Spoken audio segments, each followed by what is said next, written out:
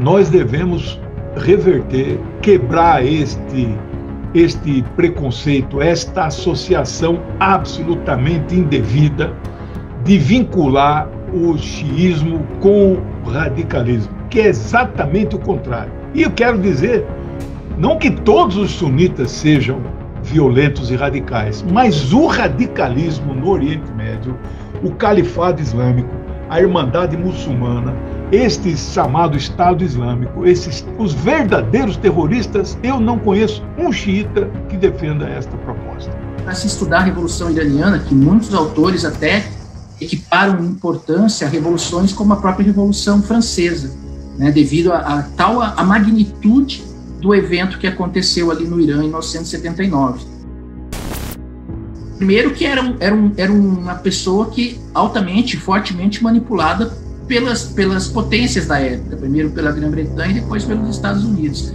Então esse sistema monárquico, ele contribuiu fortemente para gerar uma desconexão com a população. Ele não atendia aos anseios, né? Depois vai ter um processo de centralização de poder, né? Vai ter um sistema de concentração de riquezas na mão desse monarca e do grupo que estava em torno dele, ou seja, uma exclusão da população. Isso a gente vai vendo durante todo o século XX.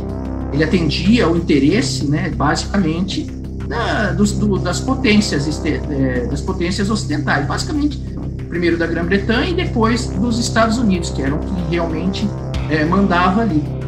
Então a gente tem um sistema político que não funcionava, uma exclusão de parte da população, uma concentração de riquezas que que deveria ser utilizada para o iraniano, mas não o era, né? E como isso vai repercutir para que esse grupo se mantenha no poder? A opressão contra a sua própria população. E aí é criada uma estrutura de poder das mais severas que existia no Irã, que era a SAVAK, que era uma polícia política, foi criada pelo Shah, e fazia essa perseguição a todos que fossem contra qualquer tipo de questionamento à política do Shah. Então a gente já tem uma insatisfação da população quase inteira, é muito violenta mesmo. A SAVAK, ela serve, se a gente for pensar em modelo de polícia política e de ditaduras, ela é uma das mais, assim, violentas, né, das que mais atuou contra o seu próprio povo. E mais um outro elemento, e esse elemento também é muito importante a gente perceber, o Irã é um país eminentemente xiita, né? É um país muçulmano xiita. A imagem que eu tenho do Irã é que todos são xiitas ali. Os xiitas entendem que o martírio do Imam Hussein deve ser glorificado e deve ser reproduzido, que é um ato de luta, de não resignação diante das opressões. Isso tudo o Ayatollah Khomeini vai absorver, vai colocar nos seus discursos e vai propor a criação de um governo, né, que viria a ser esse governo de uma república islâmica. O Shah, ele entendia que a população, seguindo o xiismo, ela era uma população retrógrada, era uma população que o xiismo impedia o desenvolvimento do Irã. Esse era o pensamento tanto do primeiro Shah, do Reza Shah, como do filho dele, Mohammad Reza, né? Tanto que eles vão tentar, em dois momentos específicos, uma modernização, que eles chamavam de modernização do Irã. Ele tenta, nesse processo de desenvolvimento, atingir diretamente as lideranças xiitas. Só que a população, ela tem um vínculo com a religião isso fez com que a população também se visse contrária a esse regime. Quanto mais o país luta contra o governo do Shah, mais severo o Shah é contra a população. Aí entra em ação a SAVAK. Existem assim, narrativas históricas assim, assustadoras, né? A famosa Sexta-feira Negra, lá que passa em Teherã, que o helicóptero fuzilava as pessoas, né? Fuzilava as pessoas nas praças, nas ruas.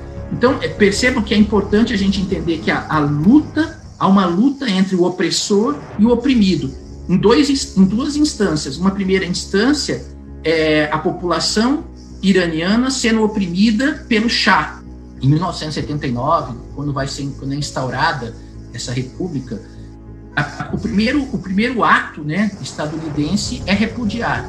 Então, os Estados Unidos aproveitaram esse momento para começar a fazer um ataque muito forte de desconstrução desse modelo que se chama Vilayah al-Faqih, né? Essa criação dessa República Islâmica, a República Islâmica do Irã, ela é fundamentada nesse modelo que o Ayatollah Khomeini chama de Vilayah al-Faqih, que é o governo de um jurisconsulto.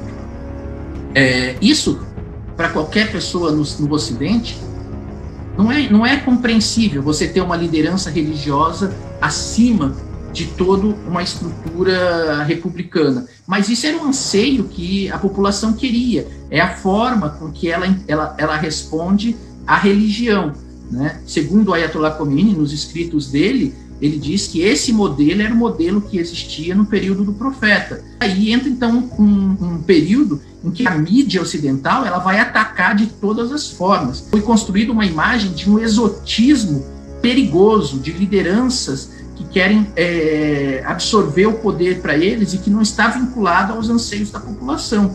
Então foi uma construção muito negativa que perdurou por muito tempo, né? Se a gente pensar, a Revolução Iraniana ela rompeu com uma estrutura de poder que os americanos mantinham historicamente no Oriente Médio, né? Então é muito importante isso. Tem um elemento aqui que incentiva os outros países e os outros grupos a continuarem a sua luta. Hoje se trata o Irã como um país pária, que as pessoas são fortemente oprimidas. Existem regramentos ali dentro, né, como existe em qualquer outro país. E a revolução foi feita por aquelas populações.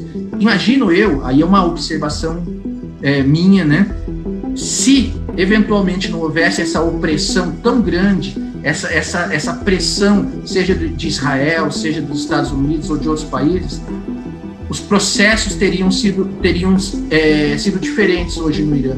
O Irã teria uma facilidade muito maior para conviver com todos esses atores.